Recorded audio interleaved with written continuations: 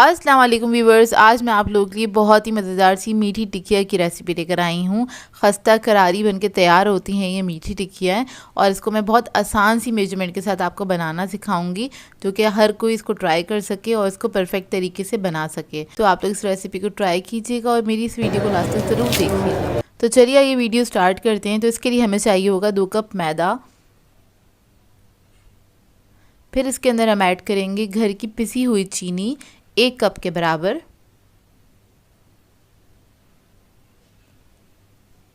और फिर मैं इसके अंदर ऐड करूंगी सूजी आधा कप, कोकोनट ऐड करेंगे इसके अंदर आधा कप, डेसिकेटेड कोकोनट है ये। तिल ऐड करेंगे सफ़ेद तिल 6 टेबलस्पून के बराबर। ये कम या ज़्यादा आप अपनी मर्ज़ी के मुताबिक ऐड कर सकते हैं। इलायची पाउडर ऐड करेंगे इसके अंदर 1 टीस्पून के बराबर और सब चीज़ों को मिक्स कर लेंगे अच्छी तरीके से। और मिक्स करने के बाद इसके अंदर हम ऐड करेंगे घी। तो घी को मैंने मेल्ट कर लिया था, हल्का सा गर्म है ये, 1/4 कप के बराबर है ये। नीम गर्म होना चाहिए घी। और अब हम इसको मिक्स कर लेंगे अच्छी तरीके से। अच्छा, आप लोग कोई भी मेजरमेंट का कप यूज़ कर रहे हो जो आपके घर में मौजूद हो, तो उसी से सारी चीज़ों को मेजर करिएगा तो बिल्कुल परफेक्ट बन के तैयार होंगी ये। तो ये देखिए कुछ इस तरह से हो जाएंगी ये। अब इसके बाद हमें दूध चाहिए होगा। दूध मेरा रूम टेम्परेचर पे है और मैंने आधा कप दूध लिया है। इसके अंदर थोड़ा थोड़ा सा करके ऐड करेंगे और एक अच्छा सा डो बना लेंगे। अच्छा, इसका डो ना ही बहुत ज़्यादा सख्त बनाइएगा, ना ही बहुत ज़्यादा आपने नरम बनाना है, नरम भी नहीं होना चाहिए, बस मीडियम से आपने डो बनाना है। जिस तरह से हम नॉर्मल घर की रोटी का आटा बनाते हैं उसी तरह से बनाना है। बस आपने इस बात का ख्याल रखना है, दूध आपने कम कम ऐड करना है क्योंकि इसके अंदर शुगर ऐड है, इसलिए दूध इसके अंदर कम ही जाएगा। तो देखें, जब ये सारा मिक्सचर सिमट जाए अच्छी तरीके से, उसके बाद आपने क्या करना है, इसको पंच लगाने हैं जिस तरह से हम नॉर्मल आटा गूंथते हैं। 1 मिनट तक मैं इसी तरह से इसका आटा गूंथूंगी ताकि थोड़ा सा स्मूथ हो जाए। और मैं इसका टेक्सचर बता दूं, जब आप इसको हाथ में पकड़ेंगे तो ये हल्का सा स्टिकी होगा, चीनी की वजह से स्टिकी होगा। तो इतना ही स्टिकी होना चाहिए क्योंकि हमने इसके अंदर सूजी डाली है। तो अब मैं इसको रख दूँगी 10 मिनट के लिए रेस्ट के लिए। और दूध जो है मेरा थोड़ा सा बच गया है, ये देखिए इतना सा। टिक्कियों को फ्राई करने के लिए हमें चाहिए होगा एक पैन।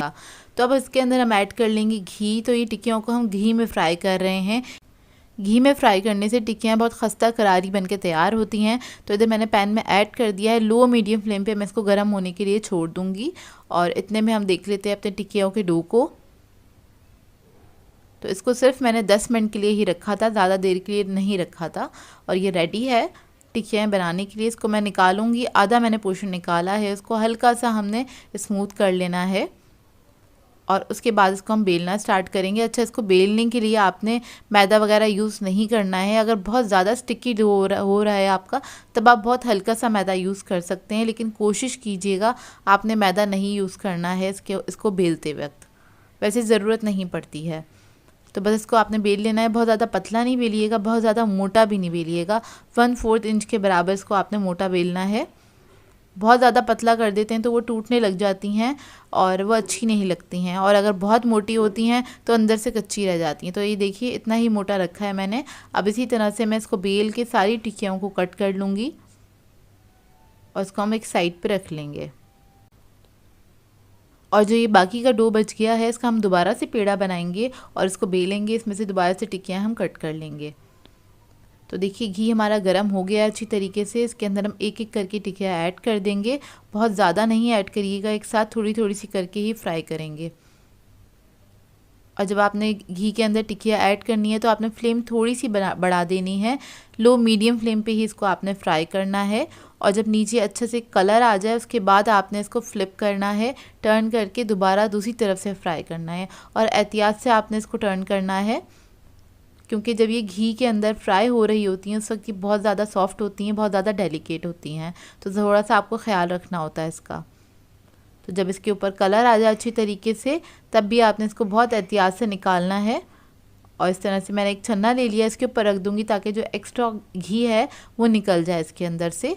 और उसके बाद आप किसी ट्रे में इसको फैला दें ताकि ये ठंडी हो जाए अच्छी तरीके से, क्योंकि जब ये गर्म होती हैं तो ये नरम होती हैं।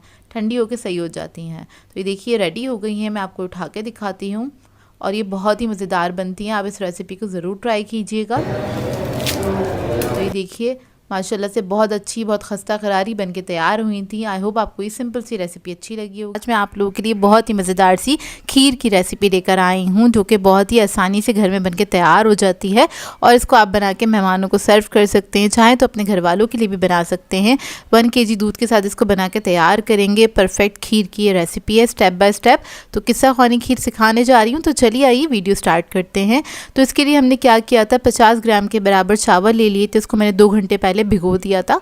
अब हम क्या करेंगे, इसको आप किसी भी जार में ऐड कर दीजिएगा। इसको बेसिकली हमने ब्लेंड करना है, तो आप ब्लेंडर जग भी ले सकते हैं। इधर मैं हैंड ब्लेंडर का इस्तेमाल कर रही हूँ। चावल जो है अच्छी क्वालिटी के होने चाहिए। और इसके अंदर हम ऐड करेंगे रस्क यानी कि पापे। तो ये हम ऐड करेंगे 3 अदद मीडियम साइज़ के।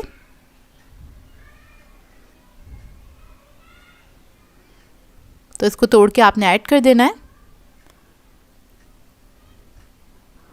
अब इसके अंदर हम ऐड करेंगे दूध तकरीबन 1 कप के बराबर, या इतना ऐड कर दीजिएगा ये अच्छे से ब्लेंड हो जाए।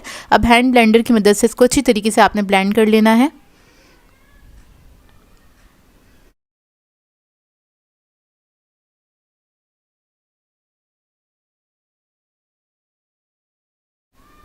तो ये देखिए अच्छे से ब्लेंड हो गया है। अब इधर मैंने 1 किलो के बराबर दूध गर्म करने के लिए रख दिया था, यानी कि 1 कप हमने उसमें ऐड किया था, 3 पाव दूध इसके अंदर ऐड कर दिया था कढ़ाई में। और जब ये गर्म होने लगा हल्का सा, तो सारा जो मिक्सचर हमने बना के रखा था चावल और पापों के साथ, तो वो हम इसके अंदर ऐड कर देंगे और उसको मिक्स करते चले जाएंगे। स्टार्टिंग में आपने इसको थोड़ा सा मिक्स करना होता है, क्योंकि इसके अंदर लम्स बनने के चांसेस होते हैं। तो थोड़ी देर आपने मिक्स करना है, फिर इसको पकने के लिए छोड़ देंगे हम तकरीबन 15 से 20 मिनट के लिए। इतने में हम बना लेते हैं कैरमल, तो इससे बहुत अच्छा सा फ्लेवर आ जाता है। तो इसके अंदर हम ऐड कर देंगे आधा कप के बराबर चीनी। चीनी आप लोग अपने हिसाब से ऐड कर सकते हैं, कम या ज़्यादा, जैसे आप खाना पसंद करते हैं। और इसको हम कैरमल बनाने के लिए क्या करेंगे, पैन में ऐड करेंगे थोड़ा फैला के, और थोड़ा सा पानी ऐड करेंगे, तकरीबन 1.5 टेबलस्पून के बराबर पानी ऐड किया था। लो मीडियम फ्लेम पे आपने इसको छोड़ देना पकने के लिए। तो खुद ही खुद ये मेल्ट होना स्टार्ट हो जाएगी, और जैसे ही इसके ऊपर हल्का सा कलर आना स्टार्ट होगा, तब हम इसको मिक्स करना स्टार्ट करेंगे। तो देखिए साइड पर हल्का सा कलर आ रहा था, ताकि जले नहीं, तो आपने इसको मिक्स करते रहना इस तरह से। बस अच्छा सा गोल्डन कलर आ जाएगा जब तक हम इसको पकाएंगे।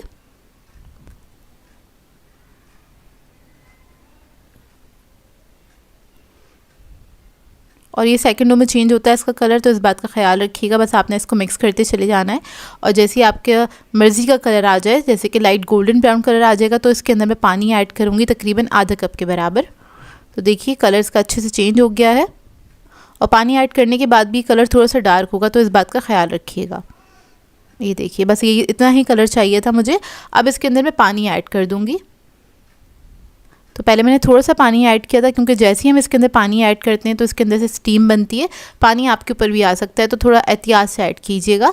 अब पानी ऐड करने के बाद इसको हम थोड़ा सा कुक कर लेंगे। पानी इसलिए ऐड करा है इसके अंदर, ताकि कैरमल जो है वो पानी के अंदर ही वो अच्छी तरीके से डिज़ोल्व हो जाए, क्योंकि इसको अगर हम डायरेक्टली खीर के अंदर ऐड करते तो खीर जो है हमारी फट सकती थी। इसके अलावा लम्स बन जाते शुगर के, जो कि उसको डिज़ोल्व करना काफ़ी मुश्किल होता है। इसलिए आपने पानी ऐड करके फिर ऐड कर देना है। तो देखें खीर हमारी गाढ़ी होनी स्टार्ट हो गई है, और किस्सा ख़्वानी खीर बहुत जल्दी पक के तैयार हो जाती है।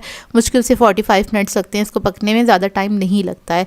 खीर जब थोड़ी सी थिक हो जाए, तभी आपने इसके अंदर कैरमल ऐड कर देना है। कैरमल ऐड करने के बाद इसको मिक्स करेंगे और मज़ीद पकाएंगे 15 से 20 मिनट के लिए। आप इसको पकने के लिए छोड़ दीजिएगा, तो खीर जो है आपकी बहुत अच्छे से पक के तैयार हो जाएगी। तो बस इसको आपने मिक्स करना है और पकने के लिए छोड़ देना है। तो देखिए खीर हमारी बहुत अच्छी तरीके से तैयार हो गई है, अच्छी खासी थिक हो गई है, और इसका जायका बेहद मज़ेदार होता है। इसके अंदर ना ही हमने खोए का इस्तेमाल किया है, ना ही क्रीम का इस्तेमाल किया है, और हमने बहुत ज़्यादा मेवा जात भी इसके अंदर ऐड नहीं करें, तो उसकी ज़रूरत नहीं होती, क्योंकि ये प्लेन ही बहुत मज़ेदार बन के तैयार होती है और बहुत जायकेदार बनती है।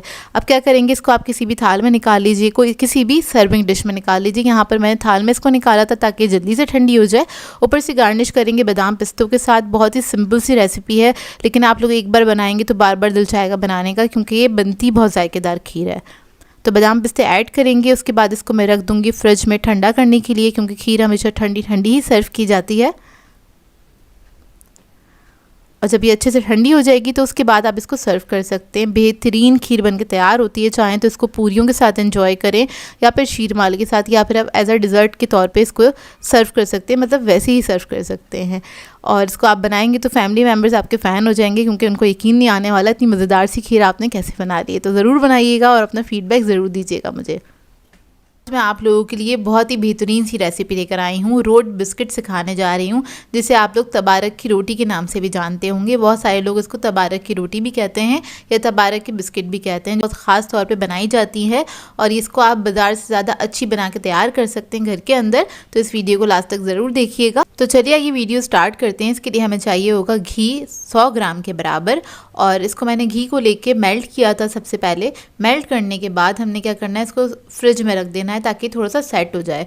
गरम घी को आपने फ्रिज में रख देना है। बेसिकली इसका हमने दाना ख़त्म करना होता है, जो घी के अंदर दाना होता है, क्योंकि इसको हमने बीट करना है अच्छी तरह ताकि एक बटर की फॉर्म में आ जाए, ये थोड़ा सा स्मूथ हो जाए। ये देखिए कितना स्मूथ हुआ है। तो ये स्टेप मैंने पहले से कर लिया था, इसलिए आपको बता दिया है। इसके बाद हम क्या करेंगे, इसको बीट करना स्टार्ट करेंगे। इसके अंदर शुगर ऐड करेंगे 100 ग्राम्स के बराबर। आप लोग घर की पिसी हुई चीनी ले सकते हैं या फिर आप आइसिंग शुगर भी ले सकते हैं। इसको मिक्स करेंगे अच्छी तरीके से। इसको 2 से 3 मिनट तक अच्छी तरीके से बीट करेंगे ताकि अच्छा क्रीमी सी फॉर्म में आ जाए। और घी, अगर आप लोग घी से बना रहे हैं तो इसको प्लीज़ मेल्ट ज़रूर कीजिएगा, घी का दाना नहीं होना चाहिए। जब आप इसको मेल्ट कर लेंगे तो बस फ्रिज में रख देना है आपने सेट करने के लिए इसको। तो बस इसको मैं साइडों पे से साफ़ कर रही हूँ, तो जो साइडों पे सारा मिक्सचर स्टिक हो गया है वो अच्छी तरीके से मिक्स हो जाए। और 2 से 3 मिनट लगेंगे आपको इसको बीट करने के लिए। बस अच्छी तरीके से आपने इसको बीट करना है। ये देखिए अच्छी तरीके से बीट हो गया है। अब इसके अंदर हम ऐड करेंगे अंडा। तो अंडा हमें ऐड करना है इसमें आधा। तो पहले हम अंडे को फेंट लेंगे, साबुत अंडे को अच्छी तरीके से फेंट लीजिए। उसके अंदर से आधा मिक्सचर जो है हम इसके अंदर ऐड कर देंगे। मिक्सचर नहीं, आधा अंडा ऐड कर देंगे इसके अंदर। और इसको भी हम बीट कर लेंगे। आधा अंडा हम रख देंगे, वो बाद में हम इस्तेमाल करेंगे चंद सेकंड के लिए। बस इतना ही मिक्स करना है इसको कि अंडा अच्छी तरीके से इसमें ना मिक्स हो जाए। इतना ही बीट करना है आपने इसको।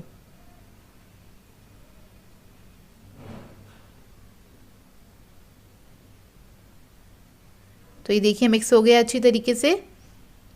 और अब हम इसके अंदर ऐड करेंगे इलायची पाउडर 1 टीस्पून के बराबर। और इसको भी हम मिक्स कर लेंगे अच्छी तरीके से। अच्छा, इसके अंदर कोई एसेंस वगैरह नहीं जाएगा, इलायची की जो खुशबू होती है वही होगी इसके अंदर। 50 ग्राम इसके अंदर हम सूजी ऐड करेंगे और इसको मिक्स कर लेंगे एक बार अच्छी तरीके से। सूजी ऐड करने के बाद इसकी ब्लेड्स हमने हटा दिए हैं, बीटिंग का काम ख़त्म हो गया है। अब इसके अंदर हम बेकिंग पाउडर ऐड करेंगे 1/2 टीस्पून के बराबर। उसके बाद 150 ग्राम हम ऐड करेंगे मैदा और इसको मिक्स कर लेंगे अच्छी तरीके से। अच्छी तरीके से बस आपने इसको मिक्स कर लेना है। तो इस तरह से डो की फॉर्म में आ जाएगा। थोड़ा सा स्टिकी होगा इसका जो बैटर है। और जिस तरह हम लोग बिस्किट्स वगैरह बनाते हैं सेम उसी तरह से होता है ये। आपने बस हाथों से अच्छी तरीके से मिक्स कर लेना है और इसको इस तरह से आपने समेट लेना है। अच्छा, मेरा जो ये डो है बिल्कुल सही बना है। अगर आपको ऐसा लगता है इस स्टेज पे कि ये डो आपका थोड़ा सा ड्राई हो रहा है तो आप इसके अंदर 1 टेबलस्पून के बराबर दूध ऐड कर सकते हैं या फिर आप इसके अंदर घी भी ऐड कर सकते हैं ताकि नरम हो जाए। अच्छा, इसको अब मैंने काउंटर पे निकाल लिया है और काउंटर पे निकालने के बाद इसको मैं हाथ से थोड़ा सा स्मूथ कर रही हूँ, क्योंकि सूजी जो होती है वो जल्दी से अपने अंदर मॉइस्चर सक कर लेती है। तो ये जो मिक्सचर होता है बाजू का ऐसा होता है, ये ड्राई भी हो जाता है। तो अगर ड्राई हो जाए तो मैं आप लोगों को बता रही हूँ, तो आप इसके अंदर 1 टेबलस्पून दूध ऐड कर सकते हैं। बहुत ज़्यादा नहीं ऐड कीजिएगा, बस इतना ही ऐड कीजिएगा कि ये आराम से इसके अंदर से बिस्किट्स बन सकें। तो ये देखिए बस इसको मैंने अच्छी तरीके से मैश कर लिया है, क्योंकि हाथों की गर्मी की वजह से भी मक्खन या जो घी होता है वो मेल्ट हो जाता है, तो डो हमारा सही हो जाता है। तो ये देखिए इसको अब हम बेल लेंगे। इसका जो डो है थोड़ा सा इसी टाइप का होता है, थोड़ा क्रैकी होता है। अगर आप लोगों ने नान खताइयाँ बनाई हैं तो आप लोगों को आइडिया होगा, बिल्कुल उसी तरह का इसका डो होता है ये। तो देखिए इधर मैंने एक कुकी कटर ले लिया है। वैसे तो रोड जो होते हैं बड़े साइज़ के होते हैं, पेटीज़ का कटर है ये, और उससे मैं इसको कट कर लूँगी। तो मैं बहुत बड़े साइज़ के नहीं बना रही हूँ, दरमियाने साइज़ के ही बना रही हूँ। ये आपके ऊपर डिपेंड करता है आप किस साइज़ के बनाना चाहते हैं। तो इसको मैंने जो बेला था तकरीबन 1/4 इंच के बराबर का बेला था, इससे ज़्यादा मोटा नहीं रखेगा क्योंकि घर के जो हमारे ओवन्स होते हैं वो छोटे होते हैं, इतने बड़े साइज़ के नहीं होते हैं। तो क्योंकि बेकरीज वगैरह पे तो काफ़ी बड़े साइज़ के मिल रहे होते हैं। तो देखें इसको मैं इतना मोटा ही बेला है। अब मैंने इधर एक बेकिंग ट्रे ले ली है, उसके अंदर बटर पेपर लगा दिया था, ग्रीस नहीं किया है, इसको ग्रीस करने की ज़रूरत नहीं है। इसके ऊपर रख देंगे, इसको सेट कर लेंगे और उसके बाद ऊपर हमने इसके ऊपर लगाना है अंडा। जो हमने बचाया था वही अंडा मैं यूज़ कर रही हूँ। तो इसके ऊपर हम एग ब्रश कर देंगे अच्छी तरीके से और उसके बाद इसके ऊपर स्प्रिंकल करेंगे हम सौंफ।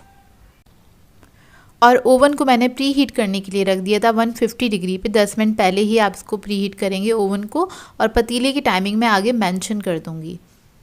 तो देखिए सौंफ मैंने इसके ऊपर डाल दी है। इसके बाद मैं ले लूँगी पॉपी सीड्स यानी कि खसखस, वो थोड़े से हम इसके ऊपर स्प्रिंकल कर देंगे। इसका टेस्ट बहुत अच्छा आता है इसके साथ। ये कम या ज़्यादा आप अपनी मर्ज़ी के मुताबिक ऐड कर सकते हैं, जैसे आपको पसंद हो। और फिर मैं इसके ऊपर ऐड करूँगी पिस्ता। पिस्ता ऑप्शनल है, आप लोग चाहें तो ऐड कर सकते हैं, ना चाहे तो ना भी करें। थोड़ा सा पिस्ता स्प्रिंकल करने के बाद इसको मैं थोड़ा सा ऊपर से दबा दूंगी ताकि इसके ऊपर ये स्टिक हो जाए, चिपक जाए सारा कुछ इसके ऊपर। तो ये देखिए इस तरह से हल्के हाथ से। और अब मैं इसको बेक करने के लिए रख दूंगी। ये बेकिंग टाइमिंग है इसकी 15 to 20 मिनट्स के लिए। 150 डिग्री पे ये बेक होगा।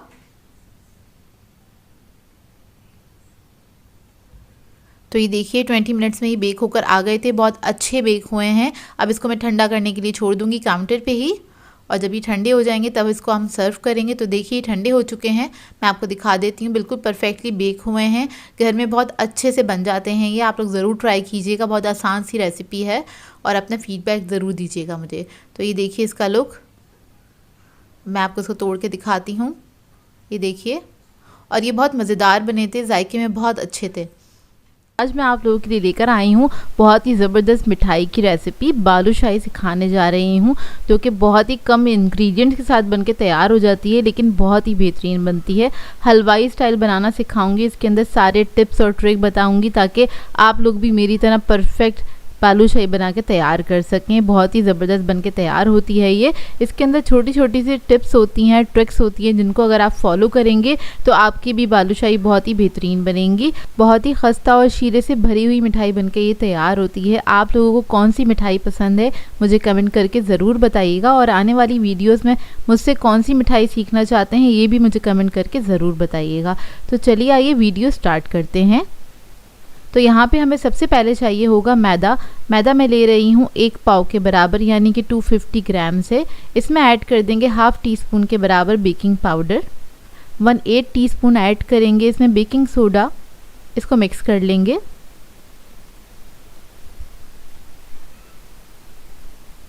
अब इसमें ऐड करेंगे हम मेल्टेड घी 75 ग्राम्स के बराबर। दही ऐड करेंगे इसमें 50 ग्राम्स।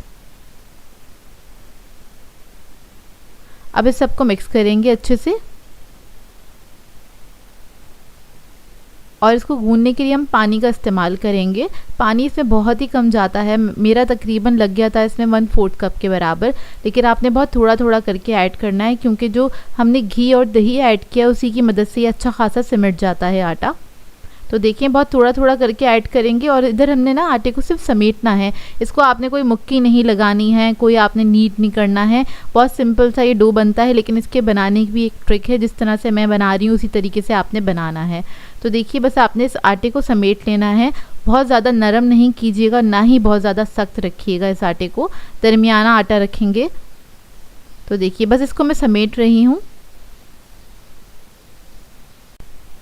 तो देखिए बस इसको आपने समेट लेना है आटे को इस तरह से, और जब ये सिमट जाएगा तो उसके बाद हम इसकी लेयरिंग करेंगे। तो इसको लेयरिंग करने का भी तरीका बहुत ही आसान है। तो आपने क्या करना है, ये आटा लेना है, इसको आपने इस तरह से तोड़ना है और एक के ऊपर एक रख के इसको प्रेस कर देना है। और यही स्टेप मैं तकरीबन 10 बार करूँगी, 10 से 12 बार आप कर सकते हैं। इससे क्या होगा, इसके अंदर परतें बन जाएंगी। जिस तरह से आपने देखा होगा ना बालूशाही के अंदर लेयर्स बनती हैं, बहुत अच्छी लेयर्स होती हैं, वो इसी तरीके से बनाई जाती हैं। तो ये देखिए इस तरह से आपने करना है, और इसको तोड़ना है बीच में से इस तरह से, और आपने एक के ऊपर एक रख के आपने प्रेस कर देना है। इसको कट नहीं कीजिएगा, हाथ से तोड़िएगा, तोड़ने से उसकी लेयर्स अनइवन सी बनती हैं जो कि बाद में पकने के बाद दिखती भी हैं और अच्छी भी लगती हैं। तो देखिए इस तरीके से ये स्टेप आपने करना है, तकरीबन 10 बार आपने रिपीट करना है इसको इस तरह से, और हाथ से थोड़ा थोड़ा सा इसको समेटते जाएं, एक शेप में लाते जाएं। ये देखिए मैं दिखा रही हूँ आपको, लेयर्स दिख रही होंगी कितनी अच्छी बन गई हैं। और इसको लास्ट टाइम मैंने समेटा है। अब बस इसको हाथ से हल्का सा शेप देंगे और साइड पे छोड़ देंगे 10 मिनट के लिए। इसको छोड़ेंगे, इतने में हम घी गरम कर लेते हैं। मिठाई जो है घी में ही फ्राई की जाएगी, ऑयल में इतना अच्छा टेस्ट भी नहीं आता और उतनी अच्छी खस्ता बन के भी नहीं तैयार होती। इसको मैंने धीमी आंच पे रखा है गरम करने के लिए, दम वाली आंच पे, और इसको आपने दम वाली आंच पे ही गरम करना है। तो देखिए 10 मिनट हो चुके हैं। अब हम क्या करेंगे, इसके पेड़े बनाने के लिए बीच में से इसको इसी तरीके से तोड़ेंगे और इसकी लेयर्स जो है इसको आपने डिस्टर्ब नहीं करना है। इस तरीके से आपने बस हल्का हल्का सा इसको फोल्ड कर लेना है, मतलब लंबा कर लेंगे थोड़ा सा इसको, और इसमें से पेड़े कट करना स्टार्ट करेंगे। ये देखिए इस तरीके से आपने छोटे या फिर बड़े अपनी मर्ज़ी के हिसाब से आप बना सकते हैं इनको। अब एक पेड़ा रखेंगे दरमियान में हाथ के, और इस तरह से आपने प्रेस करते हुए आपने इसको गोल करना है और फ्लैट डो बनाना है, मतलब फ्लैट हमने पेड़ा बना के तैयार करना है जिस तरह से हम नान खताई वगैरह बनाते हैं, और सेंटर से इस तरह से होल कर देना है, यानी अंगूठे से इसको इस तरह से दबा देंगे। आपने इसको आर पार नहीं करना है, होल नहीं बनाना है, बस इसको बिल्कुल डीप तक आपने प्रेस कर देना है। इससे क्या होगा, जो आपकी बालूशाही है ना वो अंदर तक सिकेगी और इवनली फ्राई होगी। कुछ इस तरीके से हम बना के सारे पेड़ों को रख लेंगे। तो देखिए सारे पेड़े जो थे मेरे रेडी हो गए हैं। अब हम इसको फ्राई करेंगे। तो फ्राई करने में भी इसकी स्टेजेस हैं, उसका ख्याल रखना पड़ता है क्योंकि आधे घंटे तक ये फ्राई होती हैं। तो देखिए घी जो था हमारा काफ़ी ठंडा है, इस वक्त बहुत अच्छे से गर्म नहीं हुआ है। इसी स्टेज पे आपने इनको ऐड करना है, और इनको ऐड करने के बाद, घी में ऐड करने के बाद हल्के हल्के से बबल्स उठने स्टार्ट हो रहे हैं। तकरीबन 1 से 1.5 मिनट लगेगा इसको ऊपर फ्लोट होने में, मतलब इसको पकने में टाइम लगेगा क्योंकि हमने इसको थोड़े ठंडे तेल में ही डाला है। मतलब तेल इतना गर्म है कि आप आराम से इसके अंदर, घी इतना गर्म है कि आप आराम से इसके अंदर हाथ भी डालेंगे तो वो जलेगा नहीं। बिल्कुल हल्की आंच पे इसलिए हमने गरम किया था इसको। इधर मैं आपको आंच दिखा देती हूँ। जो दम वाली आंच होती है इसी आंच पे मैंने इसको गरम किया था और सिर्फ 10 मिनट के अंदर ही ये थोड़ा मेल्ट हो गया था। तो इसके बाद बालूशाही हमने इसके अंदर ऐड की थी। अब इसको पकते हुए तकरीबन 1.5 मिनट हो गए हैं, और ये जैसी पकती जाएंगी फ्लोट होकर खुद ही ऊपर आ जाएंगी कुछ इस तरीके से। जब ये ऊपर फ्लोट होकर अच्छे से आ जाए उसके बाद आप इसकी आंच बढ़ा सकते हैं, लेकिन आंच कितनी बढ़ानी है वो मैं आपको दिखा देती हूँ। बस इतनी बढ़ानी है कि बस वो पतीली को हल्का सा टच करे, इतनी ही, मतलब मीडियम फ्लेम पे हमने इसको फ्राई करना है। अब मैंने इसकी मीडियम फ्लेम कर दिया, मीडियम फ्लेम पे ही ये फ्राई होंगी। इसको आपने हाई फ्लेम पे फ्राई नहीं करना है। जितने हल्के ताव पे ये फ्राई होंगी उतनी ही अच्छी बनेंगी और अंदर तक गोल्डन कलर आएगा, मतलब इसकी लेयर्स भी ना अंदर तक सिकी हुई होंगी। अगर आप इसको तेज़ आंच पे फ्राई कर लेंगे ना तो क्या होगा, ऊपर से कलर आ जाएगा, अंदर से ही कच्ची रह जाएंगी और खाने में भी मज़ा नहीं आएगा। तो देखिए एक तरफ जब कलर आ जाएगा ना तो आपने क्या करना है, इसको टर्न कर देना है इस तरह से। तकरीबन 10 मिनट लगे थे एक तरफ कलर आने में और मैंने इसको टर्न कर दिया। अब दूसरी तरफ से भी हम इसको पकाएंगे। जब दूसरी तरफ भी कलर आ जाएगा तो दोबारा से मैं टर्न कर दूंगी। इसी तरीके से आपने 10-10 मिनट में इसको टर्न करना है या 6-7 मिनट में, चेक कर लीजिएगा। मतलब दोनों तरफ से ना इवन कुकिंग होनी चाहिए, इस बात का आपने ख्याल रखना है इसके ना। तो इस तरह से बस मैं इसकी कुकिंग करती चली जाऊंगी और आप देखें जैसे ही इसका डिज़ायर कलर आ जाए ना आपकी मर्ज़ी के मुताबिक, तब आप आंच थोड़ी सी तेज़ करके इसको और थोड़ा सा फ्राई कर सकते हैं और फिर निकाल सकते हैं। अभी तकरीबन 20 मिनट हो चुके हैं, मैं दोबारा से टर्न कर रही हूँ इसको और मैं इसकी स्टेज आपको दिखाऊंगी कि किस तरीके से आपको पहचान होनी चाहिए कि अंदर तक फ्राई हुई हैं कि नहीं हुई हैं ना। तो देखिए अब मैं दोबारा से इसको टर्न कर रही हूँ, 10 मिनट हो चुके हैं इसको पकते हुए। अब मैं आपको एक ना बालूशाही उठा के दिखाऊंगी क्योंकि इसमें थोड़ी सी कसर बाकी थी और उसकी निशानी ये है, जो बीच में डॉट है ना आपको ये वाइट नज़र आएगा अंदर तक ना। जब तक ये गोल्डन नहीं हो जाता जब तक आपने इसको फ्राई करना है और हल्की आंच पे ही फ्राई करेंगे तो बहुत ज़्यादा तेज़ कलर भी नहीं होगा और ये हल्की आंच पे ही पकती चली जाएंगी। जब ये पक रही होती है ना तो पूरे घर में ऐसा लगेगा आप ना किसी हलवाई की दुकान में बैठे हुए, क्योंकि इतनी अच्छी खुशबू आ रही होती है मिठाई जब बन रही होती है घर के अंदर। और कुछ इस टाइप की मिठाई बने तो बहुत अच्छी खुशबू आ रही होती है। तो देखिए ये ना मेरे हिसाब से ये कलर बिल्कुल सही था, तो मैंने क्या करा 2 मिनट के लिए इसकी आंच थोड़ी सी तेज़ करी कि थोड़ी बहुत अगर कसर रह गई है तो वो भी निकल जाएगी और इसको मिक्स करा। उसके बाद बस इसको मैंने निकाल लिया था। तो ये फ्राई हो गई है। फ्राई होने में आधा घंटा लगा था इसको और इसको आपने निकाल के ठंडा करना है अच्छे से ना।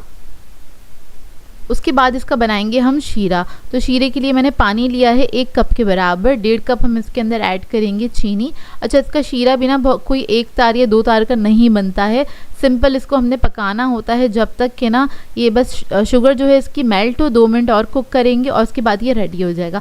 अच्छा, इसके अंदर मैंने ना लेमन जूस ऐड करा है, फ्यू ड्रॉप्स ऐड करें हैं इसके, और इसको बस जैसे ही शुगर इसकी मेल्ट हो जाएगी इसको हम मिक्स करेंगे, 2 मिनट कुक करेंगे और ये शीरा रेडी हो जाएगा। क्योंकि इसको थोड़ा सा पतला ही रखना होता है, अगर आप थिक कर देंगे शीरे को तो फिर क्या होगा, वो ना बालूशाही के अंदर तक नहीं जाएगा। तो इसको थिक नहीं करना है आपने, बस जैसे ही थोड़ी सी मेल्ट हो ज़रा सी देर पकाइएगा और फ्लेम ऑफ कर देगा। फ्लेम ऑफ करने के बाद आपने शीरे को भी ठंडा करना है और बालूशाही को भी ठंडा करना है। इसलिए पहले हमने बालूशाही को फ्राई कर लिया था, क्योंकि उसको ठंडा होने में काफ़ी टाइम लगता है, क्योंकि बहुत देर तक पकी होती है वो, इसलिए। अच्छा, इसको मैंने इस तरह छन्नी में निकाल लिया था ताकि एक्स्ट्रा जो भी कोई घी है इसमें से निकल जाए ना। अब जो बालूशाही है और शीरा है उसका टेम्परेचर सेम होना चाहिए, मतलब शीरे में से आप ज़रा हीट निकाल लीजिएगा, धुआं वगैरह निकल जाए, उसके बाद आप इसके अंदर बालूशाही ऐड कर सकते हैं। गरम गरम में ऐड करेंगे तो वो बिल्कुल मेल्ट हो जाएगी बालूशाही, क्योंकि मैदे से बनाई हुई है हमने, और बहुत गरम गरम में ऐड करेंगे तो वो ना घुलना स्टार्ट हो जाएगी। तो ये हमें नहीं करना है, हमने इसलिए दोनों चीज़ों को थोड़ा ठंडा किया था। अब आपने 5 मिनट के लिए इसको शीरे में ही छोड़ना है, 5 मिनट के बाद आपने निकाल लेना। अच्छा, शीरा मैंने कम ही बनाया था, इसलिए मैं 2 से 3 बैचेस में इसको डालूंगी शीरे के अंदर और उसको छोड़ दूंगी 5-5 मिनट के लिए, उसके बाद आप इसको निकाल सकते हैं। और जो शीरा बच जाए उसको आप किसी भी मिठाई में इस्तेमाल कर सकते हैं। तो देखें, ये लास्ट बैच था, उसको भी मैंने निकाल लिया था। वैसे तो मिठाई जब भी बनती है इसको आप तकरीबन 6-7 घंटे का टाइम दें, उसके बाद निकालें और सर्व करें, क्योंकि जब तक वो बहुत अच्छे से रच जाती है। लेकिन इधर मैं आपको फ़ौरन से दिखा रही हूँ, और इसकी लेयर्स देखें कितनी परफेक्ट बन के तैयार हुई है। मतलब ये जो आप मेहनत करते हैं ना, और जब परफेक्ट रिजल्ट निकल कर आता है तो मेहनत वसूल हो जाती है। अंदर से इसका लुक देखें, माशाल्लाह से हलवाई स्टाइल बन के ये तैयार हुई थी, और बहुत ही बेहतरीन रेसिपी है, बहुत ही सिंपल तरीके से बताया। इसको ज़रूर ट्राई कीजिएगा और अपना फीडबैक ज़रूर दीजिएगा, बताइएगा ज़रूर कैसी लगी आपको ये रेसिपी। सो व्यूअर्स, अगर आप लोगों को मेरी रेसिपीज़ अच्छी लगती हैं तो मेरे चैनल को सब्सक्राइब करें, लाइक करें, कमेंट ज़रूर किया करें, शेयर भी ज़रूर किया करें अपने फ्रेंड्स के साथ, फैमिली के साथ। तो मुझे अपनी दुआ में याद रखिएगा। अल्लाह हाफ़िज़।